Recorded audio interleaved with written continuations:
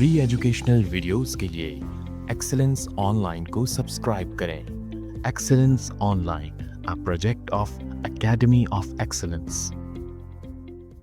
औज़ुबिल्लाहि मिनश्शैतानिर्रजीम, बिस्मिल्लाहिर्रहमानिर्रहीम। अस्सलाम वालेकुम। स्टूडेंट्स, उम्मीद कर रहा हूँ कि आप सब लोग बिल्कुल खैरियत से हैं और आप सबको वेलकम एक मरतबा फिर एक्सेलेंस ऑनलाइन पे। This is Mohammad Saqib Qureshi from the platform of excellence online. और आज के इस वीडियो लेक्चर में हम बात करने जा रहे हैं एकेडमी ऑफ एक्सेलेंस के गेस्ट पेपर से फर्स्ट ईयर ज़ूलॉजी के एमसीक्यूज़ की। याद रहे स्टूडेंट्स के से पिछले वीडियो लेक्चर में हमने फर्स्ट ईयर बॉटनी के एमसीक्यूज़ को डिटेल में समझा, हर ऑप्शन को समझा, उससे कनेक्ट किए हमने शॉर्ट आंसर क्वेश्चंस और डिस्क्रिप्टिव आंसर क्वेश्चंस। उम्मीद करता हूं कि वीडियो लेक्चर आप सब लोगों ने देख लिया है और अपने फ्रेंड्स के साथ भी शेयर कर दिया था। ये वीडियो लेक्चर भी आपने उसी एंथुसियाज्म के साथ देखना है और अपने कोलीग्स के साथ शेयर करना है ताकि एमसीक्यूज़ की पोर्शन में हमारी प्रिपरेशन बेहतरीन हो जाए। तो स्टूडेंट्स, आइए हम पहले एमसीक्यू की तरफ चलते हैं और स्क्रीन पर पहला एमसीक्यू आपके पास है। Which of the following is a monomer of protein. याद रहे स्टूडेंट्स कि जब हम बायोलॉजिकल मॉलिक्यूल की बात करते हैं, जैसे हमने यहाँ पर एग्जांपल लिए प्रोटीन की, तो प्रोटीन आपके पास मिलकर बना होता है अमाइनो एसिड से। इस तरह हमारे पास जितने भी मैक्रो मॉलिक्यूल्स हैं वो मोनोमर से मिलकर बने होते हैं। तो अगर प्रोटीन पूछ लिया तो हमने जवाब दिया अमाइनो एसिड। हो सकता है कि आपको एग्जाम में क्वेश्चन कार्बोहाइड्रेट पर पूछ लिया जाए, तो जो कार्बोहाइड्रेट्स हैं आपके पास वो किससे मिलकर बने हुए हैं? सर, उनके मोनोमर ग्लूकोज हैं। हो सकता है आपको फैटी एसिड पर सवाल आ जाए तो उससे आप कहते हैं सर जो लिपिड है वो फैटी एसिड से मिलकर बना हुआ है। तो ये बात तो तय हो गई हमारे पास कि हर मैक्रो मॉलिक्यूल एक माइक्रो मॉलिक्यूल से मिलकर बना होगा जिसको आप मोनोमर का नाम देंगे। अब यहाँ पर जब चूंकि अमाइनो एसिड का जिक्र आया है तो हम एक अमाइनो एसिड का स्ट्रक्चर भी डिस्कस करते हैं कि अमाइनो एसिड में क्या क्या आपके पास पॉसिबिलिटीज़ मौजूद हैं। हम कहते हैं सर अमाइनो एसिड में आपके पास एक तरफ मौजूद है कार्बोक्सिलिक एसिड ग्रुप, एक तरफ आपके पास मौजूद है अमाइन ग्रुप, फिर आपके पास मौजूद है रेडिकल और एच। ये भी सवाल पूछा जा सकता है पेपर में कि कार्बोहाइड्रेट अमाइनो एसिड में आपके पास जो different types of amino acids होते हैं वो किस बुनियाद पर डिफर करते हैं? तो सर वो इस आर की बुनियाद पर डिफर करते हैं। यानी अगर आर आपके पास चेंज होता जाएगा तो आपके पास टाइप ऑफ अमाइनो एसिड बदलती जाएगी। कार्बोक्सिलिक ग्रुप, अमाइन ग्रुप और हाइड्रोजन आपके पास सिमिलर रहता है, विच मीन्स ये भी आपके क्वेश्चन का पार्ट बन सकता है। अब हम कहेंगे सर हमारा एक मॉलिक्यूल जब दूसरे मॉलिक्यूल के साथ कंबाइन होगा, यानी बहुत सारे अमाइनो एसिड्स हैं, एक अमाइनो एसिड फिर एक और अमाइनो एसिड, इसको आपने मिलाकर का प्रोटीन बन गया। तो इसके बीच में जो बॉन्ड बना उस बॉन्ड को आप नाम देंगे पेप्टाइड बॉन्ड, जो बेसिकली हमारा सेकंड क्वेश्चन है। इसी तरह अगर हम कहते हैं सर एक ग्लूकोज है और एक फ्रक्टोज है, ग्लूकोज और फ्रक्टोज कंबाइन होकर क्या बनाते हैं सर? सक्रोज बनाते हैं। तो ये आपके पास दोनों एग्जाम्पल हैं मोनोसैकेराइड की और ये एग्जाम्पल है बेटा आपके पास डाइसैकेराइड की। तो ये भी आपके पास मोनोमर्स हो गए, ये आपके पास क्या बन गया? उसका पॉलीमर बन गया। याद रहे जब कभी भी मोनोमर्स कंबाइन होंगे और पॉलीमर बनाएंगे तो वाटर मॉलिक्यूल रिलीज होगा, और जब वाटर मॉलिक्यूल रिलीज होगा तो इसका मतलब है उस रिएक्शन को आप नाम देंगे कंडेंसेशन। तो कंडेंसेशन आपके पास क्या होगी? कंडेंसेशन आपके पास ऐसा रिएक्शन है जिसमें वाटर मॉलिक्यूल रिलीज हो रहा है। तो बहुत मुमकिन है कि आपको एग्जाम में इस हवाले से भी कोई सवाल पूछा जा सकता है। थर्ड क्वेश्चन आपके पास है which of the following is the storage polysaccharide in animals. देखो आपके पास हम यहाँ पर डिवाइड करते हैं एनिमल्स और प्लांट्स में। तो एनिमल्स में एक अलग स्टोरेज मिलेगा आपको और प्लांट्स में अलग स्टोरेज मिलेगा आपको। प्लांट्स में कौन स्टोरेज करता हुआ मिलेगा आपको? प्लांट्स में आप कहते हैं स्टार्च मिलेगा, जबकि एनिमल्स पे अगर आप आएंगे तो एनिमल्स पे आप कहेंगे ग्लाइकोजन मिलेगा, जिसके लिए हम कहते हैं कि जाके लिवर में स्टोर होगा। ग्लूकागॉन का भी हमने नाम सुना था, यानी इस वक्त अगर मैंने कुछ खाया हुआ नहीं है तो मेरी बॉडी में ग्लाइकोजन मौजूद है और वो ग्लाइकोजन आहिस्ता आहिस्ता आहिस्ता आहिस्ता कन्वर्ट होता है। तो ये रिजर्व फूड है जो मेरी बॉडी के अंदर मौजूद है। इसको हम एनिमल स्टार्च भी कहते हैं, चूंकि प्लांट बॉडी में स्टार्च ही काम कर रहा है जबकि एनिमल बॉडी में ग्लाइकोजन ने काम करता है। तो ऑप्शन नंबर बी पर स्टूडेंट्स आपको मिलेगा। नेक्स्ट क्वेश्चन है which biological molecule serve as the main energy source for cellular process. देखो जब आप कैटेगराइज करते हो तो आप कहते हो कि सबसे ज़्यादा जब मैं आपको इस सवाल का जवाब देते हुए यूँ समझाता हूँ कि कभी अगर आपको ड्रिप लगती है तो बताइए ड्रिप किस चीज़ की लगती है? ड्रिप लगती है ग्लूकोज की। कभी आपने सुना अमाइनो एसिड की ड्रिप लगी है, फैटी एसिड की ड्रिप लगी है, कोलेस्ट्रॉल्स की ड्रिप लगी है? नहीं। इवन फ्रक्टोज की नहीं सुनी आपने कभी, सक्रोज की कभी नहीं सुनी आपने ग्लूकोज की ड्रिप सुनी है। ग्लूकोज किसका मोनोमर है? ग्लूकोज बेसिकली आपके पास मोनोमर है कार्बोहाइड्रेट का। तो अब यही तो सवाल पूछा गया आपसे कि which biological molecule serve as the main energy source for cellular process? So it is carbohydrate जो आपके पास इस्तेमाल किया जा रहा है एज अ मेन सोर्स, चूंकि ग्लूकोज बेसिकली आपके पास मोनोमर है कार्बोहाइड्रेट का। तो इससे आप कनेक्शन से याद रखते हैं कि ड्रिप सिर्फ ग्लूकोज की लग रही है, so this is the only source. Next question आपके पास आता है, what is the primary function of enzymes? Students मैं कुछ वक्त लूंगा एंजाइम पर कुछ बातें समझाने के लिए, क्योंकि एग्जाम में इससे आपके पास शॉर्ट आंसर क्वेश्चन जो रीजनिंग क्वेश्चन है ये बहुत सारे पूछे जा रहे होते हैं। तो आइए कुछ वक्त लेकर हम एंजाइम्स को समझते हैं। लफ्ज़ एंजाइम से हमारी मुराद है वो बायोकैटलिस्ट जो किसी भी रिएक्शन के स्पीड को इंक्रीज करता है। So it speed up the reaction. So what is the mechanism of action? How it speed up the reaction? तो हम कहते हैं sir it basically decrease the energy of activation. ये energy of activation को कम करता है। अब सवाल आता है what is energy of activation? हम कहते हैं sir it is the minimum amount of energy which is required to start a reaction. वो एनर्जी जो किसी भी रिएक्शन को शुरू करने के लिए आपको चाहिए उसको आप नाम देते हैं एनर्जी ऑफ एक्टिवेशन का। तो एंजाइम उस एनर्जी को कम कर देता है। एक तो ये बात आपने एंजाइम के लिए याद रखनी है। दूसरी बहुत इंपॉर्टेंट बात है एंजाइम का स्ट्रक्चर। एंजाइम के स्ट्रक्चर में आप कहते हैं सर अगर हम इस तरह ड्रॉ करते हैं तो हम कहते हैं सर एंजाइम के लिए एक वर्ड याद रख लेते हैं हम कि enzyme is a globular structure, बड़ा स्ट्रक्चर है जिस पर आकर जो चीज़ अटैच होती है उसको आप स्टूडेंट्स नाम देंगे सबस्ट्रेट। जिस जगह पर आकर अटैच होती है उसको आप नाम देते हैं एक्टिव साइट। और बाकी जितना रीजन आपके पास यहां से यहां तक मौजूद है इसको आप नाम देते हैं एलोस्टेरिक साइट। एलोस्टेरिक लफ्ज का मतलब होता है अवे। ये सब एमसीक्यूज के लिए याद रखना है आपको। अवे किससे अवे? एक्टिव साइट से अवे। तो यहाँ एक्टिव साइट से दूर मौजूद है। अब इस एक्टिव साइट पर अगर मैं आपको लेकर आता हूँ तो हम कहते हैं कि सर एक्टिव साइट में आपके पास फिर दो साइट्स हैं जिनको आप नाम देंगे बाइंडिंग साइट और कैटालाइटिक साइट। याद रहे कि जब आपके पास अटैचमेंट हो रही है किसी भी ऑब्जेक्ट की सबस्ट्रेट की तो वो एक्टिव साइट पर हो रही है।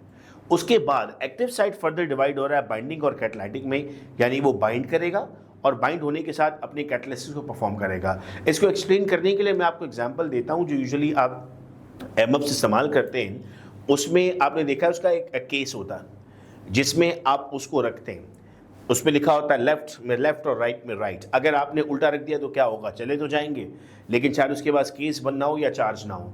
तो कभी नोट करें तो जो आपके पास मौजूद था उस केस में भी मैग्नेट मौजूद था और आपके एयर पट में भी मैग्नेट मौजूद था। जैसे ही आपने उसको उसके अंदर प्लेस किया तो एक आवाज़ भी आती है आपके पास जो आपको बताती है कि बाइंडिंग हो गई है, और थोड़ी देर में चार्जिंग भी स्टार्ट कर देता है तो बताती है कैटालिसिस हो गया। तो है तो वो बाइंडिंग आपकी एक्टिव साइट ही जिस पर आप जाकर अटैच कर रहे हैं। ये सबस्ट्रेट यहाँ कर लगता है। फिर जब सबस्ट्रेट यहाँ पर आकर लगता है इस मॉडल को आप नाम देते हैं लॉक एंड की मॉडल। तो lock and key model basically आपके पास एफिनिटी बता रहा होता है। अच्छा, फिर lock and key model present किसने किया था? ML Fisher. अब ये सारी बातें एमसीक्यूज के लिए हमारे पास बहुत इंपॉर्टेंट है। इसके बाद नेक्स्ट मॉडल आपके पास आता है induced fit model. Induced fit model क्या बताता है आपको? इंड्यूस्ड फिट मॉडल आपको बताता है change in the structure of enzyme. याद रहे कि एंजाइम के स्ट्रक्चर में चेंज होता है जब वो सबस्ट्रेट के साथ कंबाइन हो जाता है। फिर आप कहते हैं सर ये किसने प्रेजेंट किया था? तो प्रेजेंटेड बाय कॉशलैंड। तो ये भी इंपॉर्टेंट पॉइंट एमसीक्यूज के हैं जो आपको इस पर्टिकुलर टॉपिक में से याद रखने हैं। आइए अगले सवाल की तरफ बढ़ते हैं। तो अगला सवाल आपके पास है प्राइमरी फंक्शन ऑफ एंजाइम, जिससे मैं ये सारी बातें कर रहा था आपके सामने। अब देखिए यहाँ पर जब मैं डेफिनेशन पर लेकर आता हूँ ना तो इस डेफिनेशन से मुझे जवाब मिलता है इसका कि it will speed up the reaction, यानी ऑप्शन नंबर सी यहाँ पर दिया हुआ है। किसी भी केमिकल रिएक्शन को तेज कर देना बॉडी के अंदर इसका मेजर फंक्शन है। प्राइम फंक्शन है। What is the role of enzyme in biological reaction? It, अगले सवाल का जवाब भी यहाँ से मिलता है हमें, it will decrease the energy of activation. अब एनर्जी ऑफ एक्टिवेशन हमारे पास क्या था? The minimum amount of energy required. मैं आपको यूं समझाता हूं कि एक रिएक्शन ए है, एक चीज को यहां से यहां पहुंचाना है, एक रिएक्शन बी है, इसको यहां से यहां पहुंचाना है। ये जो आपके पास चीज मौजूद है ये एक्टिवेशन एनर्जी है। तो यहां आप देख रहे हैं कि एनर्जी ऑफ एक्टिवेशन ज्यादा है, तो it will take more time. यहां पर आप देख रहे हैं एनर्जी ऑफ एक्टिवेशन कम है, it will take less time, which means कि आपके पास एंजाइम क्या करता है, इस एनर्जी ऑफ एक्टिवेशन को डिक्रीज करता है। जब एंजाइम इस एनर्जी ऑफ एक्टिवेशन को डिक्रीज कर देता है तो आपके पास ये पॉसिबिलिटी होती है कि रिएक्शन फास्ट हो जाता है। तो यहां पर हम कहेंगे option number C, it will speed up the chemical reaction. अगले सवाल से आता है it will decrease the energy of activation, यानी केमिकल रिएक्शन तेज हो रहा है तो एनर्जी ऑफ एक्टिवेशन डिक्रीज हो रही है। अगला सवाल है the following factor does not affect enzyme activity. देखो पीएच पर एंजाइम एक्टिविटी अफेक्ट करती है। कैसे अफेक्ट करती है? मैं कहता हूं सर ये आपके पास स्टमक है, फिर स्टमक से आपने मूव किया इंटेस्टाइन की तरफ, तो आपने कहा सर इतने रीजन में आपके पास जो पीएच थी वो गैस्ट्रिक थी, एसिडिक, और यहां से आपके पास जो पीएच स्टार्ट हुई वो अल्कलाइन थी।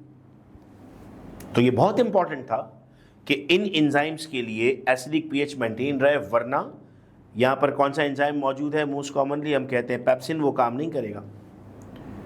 पेप्सिन को काम करने के लिए लाजिम है कि आपको एसिडिक पीएच चाहिए, तो पीएच का फैक्टर होता है। फिर हम कहते हैं टेम्परेचर। सर बॉडी का ऑप्टिमम टेम्परेचर कितना है? 37 डिग्री सेंटीग्रेड। अगर आप 37 से 0 की बात करते हैं या 100 की बात करते हैं तो आप यहाँ पर कहते हैं कि सर एंजाइम्स तो डी नेचर हो जाएंगे। और यही रीज़न है कि आपके पास बॉटनी में एक सवाल पूछा जाता है कि why high temperature is more dangerous than low temperature. High temperature क्यों ख़तरनाक है लो से? क्योंकि लो में आकर तो आपके एंजाइम से फ्रीज हो रहे हैं, मगर हाई में आकर तो आपके एंजाइम डी नेचर भी हो रहे हैं, यानी ख़त्म हो रहे हैं, ये फर्दर आपकी बॉडी में यूटिलाइज नहीं हो सकते हैं, ये ख़राब हो रहे हैं इन अदर सेंस। तो आप कहते हैं high temperature is more dangerous as compare to low temperature. फिर आप कहते हैं सर अगला है सबस्ट्रेट कंसंट्रेशन।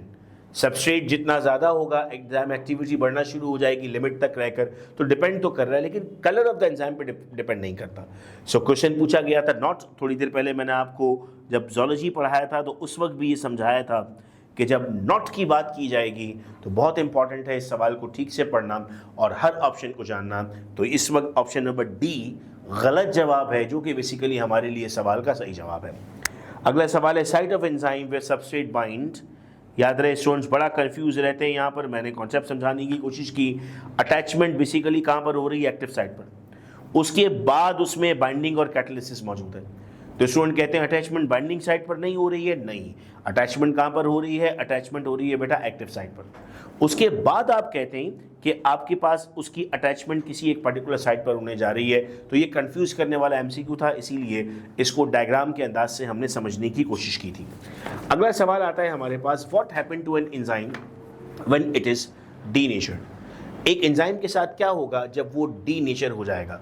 डी नेचर से क्या मुराद थी? हमने यहाँ पर कहा कि सर एंजाइम जब 100 डिग्री सेंटीग्रेड पर पहुँचेगा तो वो डी नेचर होगा, यानी उसकी एक्टिविटी ख़त्म होने जा रही है, उसका स्ट्रक्चर रप्चर होना स्टार्ट हो जाएगा। सो अब जब ऑप्शंस की तरफ आते हैं तो पहला ऑप्शन आता है it become more active. No, ये और एक्टिव तो नहीं हो रहा, its structure is altered and it will lose its function. Yes, इसका स्ट्रक्चर चेंज हो रहा है और स्ट्रक्चर चेंज होने की वजह से फंक्शन लूज कर रहा है। लेकिन हमें बाकी ऑप्शन भी देखने पड़ेंगे कि कहीं फिर बीच में बी एंड सी है, तो सही आंसर नहीं आ जाएगा। It speed up the reaction, no, चूंकि स्पीड अप करेगा तो कहते हैं तो दैट्स गुड अगर 100 आपको मिलता है तो।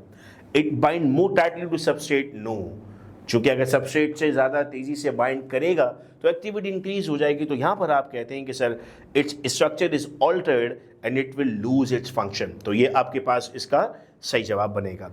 नेक्स्ट क्वेश्चन आता है, विच is the following is an example of enzyme. देखो वैसे तो आपको एंजाइम्स के नाम याद होते हैं, लेकिन याद रहे कि जब किसी भी चीज़ को आप एंजाइम कहते हैं तो सबका आपके पास एक नोमेनक्लेचर होता। एंजाइम का नोमेनक्लेचर होता है आपके पास एंडिंग अप विथ एज, तो वो एज पे एंड हो रहा है, जैसे अमाइलेज है आपके पास, लाइपेज है आपके पास, तो वो एंड में आकर एएसई पे एंड होता है। अब ऑप्शन गिवन है haemoglobin. Haemoglobin is not an enzyme. क्या होता है हीमोग्लोबिन? याद रहे sir, haemoglobin is present in RBC, और एक हीमोग्लोबिन का जो मॉलिक्यूल है वो 4 ऑक्सीजन के मॉलिक्यूल की बाइंडिंग कैपेसिटी रखता है। ये भी याद रहे, ये भी एग्जाम में पूछा जाता है और ये आपका शॉर्ट आंसर्स में पूछा जाता है। हम इसको यूँ समझते हैं, हीमोग्लोबिन प्लस 4 ऑक्सीजन मॉलिक्यूल, ये इसे कंबाइन होकर बनाएगा HbO2 और इसको स्टूडेंट्स हम नाम देते हैं ऑक्सी हीमोग्लोबिन। ये ऑक्सी हीमोग्लोबिन है और इसका काम होता है ऑक्सीजन को ट्रांसपोर्ट करना। सेकंड ऑप्शन आपके पास दिया हुआ है अमाइलेज। मेरी इस बात से आप कनेक्ट कर रहे हैं कि सर ASE वाली बात के मुताबिक तो ये एंजाइम है। ग्लूकोज, अच्छा ग्लूकोज आपके पास आप जानते हैं मोनोमर है, और इंसुलिन, इंसुलिन एक हार्मोन है। एंजाइम और हार्मोन में अब क्या फ़र्क है? अब यहाँ पर ये भी सवाल हम क्लियर करते हैं। देखो आपके पास सिक्रेटिंग ऑर्गन्स को हम नाम देते हैं बेटा ग्लैंड्स, जिनका काम होता है सिक्रेशन। ये ग्लैंड्स 2 तरह के होते हैं, एक को आप नाम देते हैं एक्सोक्राइन और एक को आप नाम देते हैं एंडोक्राइन। एक्सोक्राइन कौन होते हैं सर? एक्सोक्राइन बेसिकली आपके पास डक्टेड ग्लैंड्स होते हैं जिनके पास अपनी डक्ट्स मौजूद हैं और वो उनके थ्रू अपनी सिक्रीशन पहुंचाते हैं। फॉर एग्जांपल हम कहते हैं सर पेनक्रियास के पास अपनी डक्ट मौजूद है, पेनक्रियाटिक डक्ट, जिसके थ्रू वो डाइजेस्टिव एंजाइम्स लेकर जाता है। तो जो एक्सोक्राइन रिलीज कर रहा है उनको स्टूडेंट्स हम नाम दे रहे हैं एंजाइम्स का। और एंडोक्राइन के लिए हम रोज इस्तेमाल करते हैं कि they are ductless glands. Ductless gland से मुराद ये है कि sir they will directly enter their secretion inside the blood stream, इसीलिए आप एंडोक्राइन कह रहे हैं, इनसाइड द ब्लड स्ट्रीम। इसकी एग्जांपल में आपके पास हम यहाँ पर इंसुलिन लेते हैं, नॉट ओनली इंसुलिन, आपके पास ऑक्सीटॉक्सिन है, फिर आपने ये ग्लैंड्स के नाम सुने, पिट्यूटरी ग्लैंड है, थायराइड ग्लैंड है, पैराथायराइड ग्लैंड है, वो सब सिक्रीशन जो भी कर रहा है उन सबको आप हार्मोन कहते हैं। तो कभी अगर ये डिफरेंस आ जाता है एंजाइम और हार्मोन का तो हम वहाँ पर लिख सकते हैं। नेक्स्ट क्वेश्चन है, विच is the following is the characteristic of all animals, यानी जितने भी एनिमल्स हैं उन सब में ये लाजिम मौजूद होगा। एनिमल की जब हम बात करते हैं तो हमारे पास एक चैप्टर है डाइवर्सिटी अमंग एनिमल, जिनमें फाइलम्स मौजूद हैं। तो कुछ इंपॉर्टेंट पॉइंट्स हम डिस्कस करते हैं फाइलम्स के, कि यहाँ पर याद रखने वाली बात ये है कि टोटल बेटा हमारे पास 33 फाइलाज होते हैं, जिनमें से हमें अपने कोर्स में 9 फाइला पढ़ाए जाते हैं, starting from the Porifera till the Chordata. अब पहला ऑप्शन दिया हुआ ऑटोट्रॉफिक न्यूट्रिशन। सवाल ही पैदा नहीं होता कि एनिमल्स में ऑटोट्रॉफिक न्यूट्रिशन हो, यानी हम अपनी ग़िज़ा खुद बनाएं, दैट्स नॉट पॉसिबल। हम अपनी ग़िज़ा बाहर से हासिल करते हैं, हमारे पास क्लोरोफिल मौजूद नहीं है, हम ये प्रोसेस नहीं कर सकते, तो ये ऑप्शन नहीं है। लैक ऑफ नर्वस सिस्टम, उसने कहा which is the following is the characteristic of all animals. Lack of nervous system is not the characteristic of all animal. हम कहते हैं सर इन फाइलम को हम 2 हिस्सों में डिवाइड तो करते हैं, जिसमें आपके पास सारे इनवर्टिब्रेट्स हैं और वर्टिब्रेट्स हैं, लेकिन तमाम के तमाम एनिमल तो नहीं हो सकते ना, यानी ह्यूमंस हैं, हमारे पास नर्वस सिस्टम मौजूद है। फिर है मल्टी सेलुलर ऑर्गेनाइजेशन, यानी एक से ज़्यादा सेल होना। अब ये बात हमारे पास सही लगती है हमें। चौथा ऑप्शन देखते हैं, कहता है presence of cell wall. Again impossible कि सेल वॉल मौजूद होगी, लेकिन ये शर्त है कि हर एनिमल मल्टी सेलुलर होगा। इस बात को मैं यूँ समझाता हूँ आपको कि आपने एक फाइलम का नाम सुना, किंगडम का नाम सुना प्रोटोक्टिस्टा। उस प्रोटोक्टिस्टा में आपके पास जो ऑर्गेनिज्म मौजूद है उनको आप नाम देते हैं प्लांट लाइक, एनिमल लाइक और फंजाई लाइक। तो सवाल यहाँ पर साइंस का ये उठता है कि आप अगर एनिमल लाइक कह रहे हैं तो एनिमेलिया में ही रख दें, क्यों नहीं रखते एनिमेलिया में? तो सबसे बड़ा ऑब्जेक्शन आता ही आपके पास ये है कि ये यूनिसेलुलर है। जैसे हम इस बात करते हैं प्रोटोजोन्स की, जो प्रीवियस क्लासिफिकेशन थी उसके मुताबिक प्रोटोजोन्स आपके पास पहला फाइलम हुआ करते थे। इसमें आपके पास प्लाज्मोडियम की एग्जांपल आती है, इसमें आपके पास एमियोबा की एग्जांपल आती है, पैरामीशियम की एग्जांपल आती है। हम इसे एनिमल में अब नहीं रख सकते, चूँकि बाकी प्रॉपर्टीज़ तो एनिमल जैसी हैं, लेकिन ये यूनिसेलुलर है। तो ये लाजिम है, जो ऑप्शन नंबर सी मौजूद है आपके पास, कि they must be multicellular. That's the correct answer. फिर इसके बाद अगला क्वेश्चन आपके पास, use the following phyla include animals with a notochord. अब देखो यहाँ पर नोटोकॉर्ड से मुराद है प्रिमिटिव, अभी आपके पास स्पाइनल कॉर्ड नहीं बना, ये बनना स्टार्ट होता है कॉर्डेट्स में, आर्थ्रोपोड्स में नहीं है, मॉलस्क में नहीं है, एकाउंडरमेट्स में नहीं है, यहाँ से नोटोकॉर्ड फॉर्मेशन स्टार्ट होती है आपकी। तो ये कॉर्डेटा आपके पास नोटोकॉर्ड फॉर्मेशन से है, तो आपने कहा option number C is the correct answer. फिर क्वेश्चन है, which class of animal is known for having 3 chambered heart. 3 chamber heart मौजूद है फ्रॉग में। अब अगर हम फ्रॉग का हार्ट देखते हैं तो हम कहते हैं सर फ्रॉग के हार्ट में आपके पास साइनस वेनोसिस, ट्रंकस आर्टेरियोसिस और फिर राइट एट्रियम, लेफ्ट एट्रियम और ये सेंटर में आपके पास जो है वो वेंट्रिकल मौजूद है। तो ऑरिकल्स हैं और वेंट्रिकल हैं, ये 3 चैम्बर्ड हैं। ये 3 चैम्बर्ड हार्ट आपके पास किस में मौजूद है सर? एम्फीबियंस में। इसके अलावा फ्यू ऑफ द रेप्टाइल्स जिनके पास 3 चैम्बर्ड होता है, लेकिन एज अ होल हम लेते हैं तो हम उसमें ये कंसीडर करते हैं कि एम्फीबियंस 3 चैम्बर्ड है। इसको मैं आपको यूँ समझाता हूँ कि अगर मैं आपसे कहूँ कि क्या दुनिया में तमाम इंसानों के हाथ में 5 उंगलियाँ होती हैं, this statement is not 100% correct. कुछ आपके पास हेक्सामेगाली के केसेस भी होते हैं कि जिनके हाथ में 6 उंगलियाँ हैं, लेकिन मैं ये तो नहीं कह सकता कि सबके हाथ में 6 उंगलियाँ होती हैं। तो हम ये अज्यूम करते हैं कि इन जनरल तमाम इंसानों के हाथ में 5 उंगलियाँ हैं। एक्सेप्शन आपको मालूम है कि 6 उंगलियां हो सकती हैं, क्योंकि कुछ स्टूडेंट्स रेप्टाइल्स को जब देखते हैं तो कुछ रेप्टाइल्स भी 3 चैम्बर्ड मिलते हैं हमें, लेकिन हम एज अ होल एम्फीबियन देखते हैं तो एम्फीबिया में सारे 3 चैम्बर्ड हैं, कोई 2 या 4 चैम्बर्ड नहीं है। फिर यहाँ पर कुछ ऑब्जेक्शंस से पास में कि सर ये जो 2 आपके पास बनते हैं साइनस वेनोसिस और ट्रंकस आर्टेरियोसिस, क्या ये चैम्बर्स हैं? तो क्या ये 5 चैम्बर्ड हार्ट है? ये चैम्बर्स नहीं है, ये आपके पास वेसिकल्स हैं, ये आपके पास ब्लड वेसल्स का पार्ट है, तो आप उसको चैम्बर नहीं कंसीडर करते हैं, दैट इज वाई आपके पास 3 चैम्बर्ड मौजूद है। नेक्स्ट क्वेश्चन है, which of the following is an example of invertebrate animal. अब 2 में आपने डिवाइड किया था, वर्टिब्रेट और इनवर्टिब्रेट, जिनमें वर्टिबल कॉलम बनेगा या नोटोकॉर्ड बनेगा उनको आपने नाम दिया था वर्टिब्रेट्स का, कॉर्डेट्स का जिनमें नहीं बनेगा उनको आपने नाम दिया एकाउंडरमेट्स का। ऑप्शन दिए हुए हैं आपके पास फ्रॉग में वर्टिबल कॉलम होता है, ये जब आप सेकेंडर में डायसेक्शन करेंगे तो सेकेंडर में एक डायसेक्शन आती है स्पाइनल कॉर्ड की डायसेक्शन, उसमें आपको फ्रॉग के वर्टिबल कॉलम को कट करके उसका ब्रेन और स्पाइनल कॉर्ड बाहर निकालना पड़ता है, तो विच मीन्स कि वर्टिबल कॉलम तो मौजूद है। एलिफेंट की एग्जांपल लेते हैं, यस एलिफेंट में वर्टिबल कॉलम मौजूद है, ह्यूमंस में वर्टिबल कॉलम मौजूद है, जेलीफिश में मौजूद नहीं है। अब यहाँ से एक और बड़ा इंटरेस्टिंग एमसीक्यू हम जनरेट करते हैं। हमने कहा सर एक एग्जाम्पल हमारे पास है जेलीफिश की, एक एग्जाम्पल है हमारे पास स्टारफिश की, एक एग्जाम्पल हम ले रहे हैं सी हॉर्स, और क्वेश्चन आता है which of the following belongs to class pisces या फिशेस। तो अब यानी क्वेश्चन है उनमें से कौन सी फिश है? ए ऑप्शन है जेलीफिश, बी ऑप्शन है स्टारफिश, सी ऑप्शन है सी हॉर्स, और डी में वो दे देता है बोथ ए एंड बी।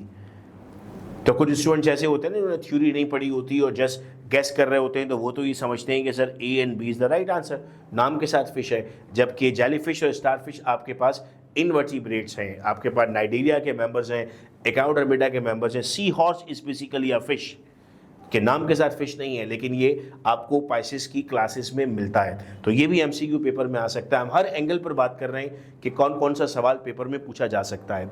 फिर क्वेश्चन है what is the primary method of reproduction in sponges. ये सवाल 2 तरीकों से पूछा गया पास पेपर में, एक जगह पर इस तरह पूछा गया सेक्सुअल और एसेक्सुअल, तो उस वक्त जवाब था एसेक्सुअल। यहाँ पर चूंकि एसेक्सुअल के नाम दे दिए गए, तो जो सबसे पहला नाम मेंशन किया गया टेक्स्ट में हमारी वो फ्रेगमेंटेशन है। तो ये फ्रेगमेंटेशन किस तरह से रिप्रोडक्शन होती है? हम कहते हैं सर आपके पास अगर ये ऑर्गेनिज्म है तो ये इसकी इस तरह से पार्ट्स बनना शुरू हो जाते हैं और हर पार्ट एक नया ऑर्गेनिज्म डेवलप कर देता है। ये सबसे मोस्ट कॉमन। अच्छा, इससे पहले आपको याद आ रहा है अगर बॉटनी की जब क्लास थी हमारी तो उसमें बैक्टीरिया का पूछा गया था, आंसर बाइनरी फिजन था, वहाँ पर भी फ्रेगमेंटेशन होती है कॉनिडियोफोर के नाम से। तो कनेक्ट करना बहुत ज़रूरी है इन तमाम चीज़ों को। अगला सवाल है यहाँ पर what is the first step in the process of holozoic nutrition. Students, जब हम होलोजिक न्यूट्रिशन की बात करते हैं तो होलोजिक न्यूट्रिशन में हमारे पास 5 स्टेप्स होते हैं, जिसमें हम स्टार्ट लेते हैं इंजेशन, फिर इसके बाद हम कहते हैं डाइजेशन, फिर इसके बाद आप कहते हैं एब्जॉर्प्शन, देन एसिमिलेशन, चूँकि जो फूड हमने बॉडी में इनटेक किया था उससे एनर्जी भी लेनी है आपको, दैट इज एसिमिलेशन, और लास्ट में आपके पास आता है इजेशन।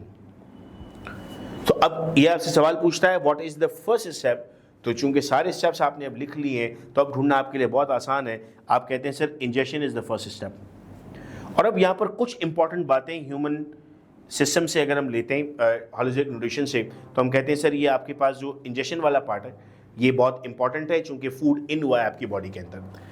अब ये तो बेटा आपके पास वो MCQs थे जो इस गेस्ट पेपर में मौजूद थे। आइए अब हम बात करते हैं पूरी बुक के उन इंपॉर्टेंट एरियाज़ की जहाँ से आपको सवाल पूछा जा सकता है। तो एक बार फिर आपके पास यहाँ पर टेक्स्ट बुक मौजूद है। इस टेक्स्ट बुक में जो MCQs के लिए सबसे इंपॉर्टेंट चैप्टर है वो आपके पास है डाइवर्सिटी अमंग एनिमल्स। आपने अभी भी नोट किया कि इसमें से बहुत सारे सवाल यहाँ पर मौजूद हैं। आपको क्या क्या याद करना होगा इसमें, देखो आपको इसमें याद करना होगा सबसे पहले जो क्लासिफिकेशन चार्ट बना हुआ, ये क्लासिफिकेशन चार्ट बहुत इंपॉर्टेंट है याद करने के लिए। फिर इसके बाद आप कहते हैं सर ये वाला एरिया, ये बहुत इंपॉर्टेंट होगा याद करना, कौन सा फाइलम डिप्लोब्लास्टिक है, कौन सा फाइलम ट्रिप्लोब्लास्टिक है, कौन सा फाइलम रेडियल सिमेट्रिकल है। अब मैं आपको समराइज फॉर्म में इस बात को याद करवा देता हूँ। फाइलम्स को हम किस तरह से याद करेंगे, सबसे पहले स्टूडेंट्स हम ये याद करते हैं कि आपके पास सिमेट्री की बुनियाद पर याद करते हैं। तो हम कहेंगे सिर्फ आपके पास एक कैटेगरी बनती है एसिमेट्रिकल, एक कैटेगरी बनेगी सिमेट्रिकल, फिर सिमेट्रिकल में आप कहेंगे सर आपके पास कैटेगरी बनेगी बायलैटरल और रेडियल। एसिमेट्रिकल में तमाम फाइलम में एक ही फाइलम है पॉलीफेरा, कोई सिमेट्री नहीं है। बायलैटरल कौन से होते हैं, बायलैटरल में आप कहते हैं कि सर जिनको एक ही एक्सिस से दो इक्वल पार्ट्स में डिवाइड किया जा सकता है। रेडियल में आप कहते हैं कि सर जिनको आप मल्टीपल पॉइंट से डिवाइड करें, लाइन एक्सिस से आए तो इक्वल पार्ट में डिवाइड करें। अब आप कहते हैं कि सर रेडियल में आपके पास मौजूद है नाइडेरिया और एकाइनोडर्मेटा, बाकी rest of all are bilateral. तो याद करना आसान हो गया, Nematoda bilateral, Annelida bilateral, Arthropoda bilateral. आपने वो याद कर लिए जो रेडियल थे।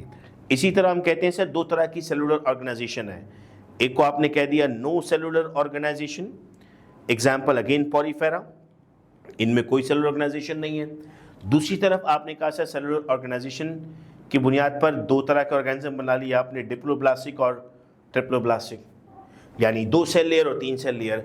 एक ही फाइलम ऐसा है जो दो सेल लेयर रखता है, नाइजीरिया, बाकी rest of all are triploblastic. तो फिर याद हो गया, एग्जाम में क्वेश्चन आ गया एकाउंटरमेटा, आपको मेरी ये बात याद रहेगी कि only cnidarians are diploblastic, poriferans have no organisation.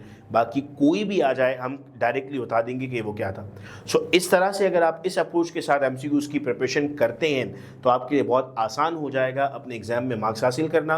एक मतलब फिर मैं ये बताता चलूँ कि एक्सएलएंस ऑनलाइन के इस प्लेटफॉर्म के थ्रू बहुत सारे मल्टीपल वीडियो लेक्चर्स आपके पास आ सकते हैं। अगर अब भी एग्जाम्स के किसी भी टॉपिक को आपको समझना है, जैसे बॉटनी में मैंने आपसे कहा ग्लाइकोलाइसिस है, क्रैब साइकिल है, यहाँ पर मैं आपसे कहता हूँ कि आपको सर्कुलेटरी सिस्टम समझना है, आपको रेस्पिरेटरी सिस्टम समझना है, आपको कोई क्लासिफिकेशन समझनी है एंजाइम की, कमेंट बॉक्स में कमेंट करना है या फिर स्क्रीन पर दिए हुए नंबर पर रब्ता करना है। जिस भी टॉपिक की सबसे ज़्यादा हमारे पास क्वेरीज आ रही होंगी एक्सएलएंस ऑनलाइन उस वीडियो लेक्चर को आप तक पहुंचाएगा। टीम एक्सएलएंस ऑनलाइन ये चाहती है कि आपके फर्स्ट ईयर में बहुत अच्छा स्कोर आए, तो इसीलिए एक्सएलएंस ऑनलाइन को जब आप कमेंट करते हैं तो फ़ौरन वीडियो लेक्चर बनाकर आप तक पहुँचाता है। अपना बेहद ख्याल रखिएगा आप सब लोग, और अगर आप में से किसी स्टूडेंट के पास ये एक्सएलएंस का गेस्ट पेपर मौजूद नहीं है तो आप PDF हासिल कर सकते हैं। स्क्रीन पर दिए हुए नंबर पे आप अपना नाम, कॉलेज का नाम मैसेज करेंगे तो आपको इसका PDF मिल जाएगा। इससे आपको प्रिपरेशन करनी है। अपना बेहद ख्याल रखिएगा आप सब लोग। अल्लाह हाफिज़।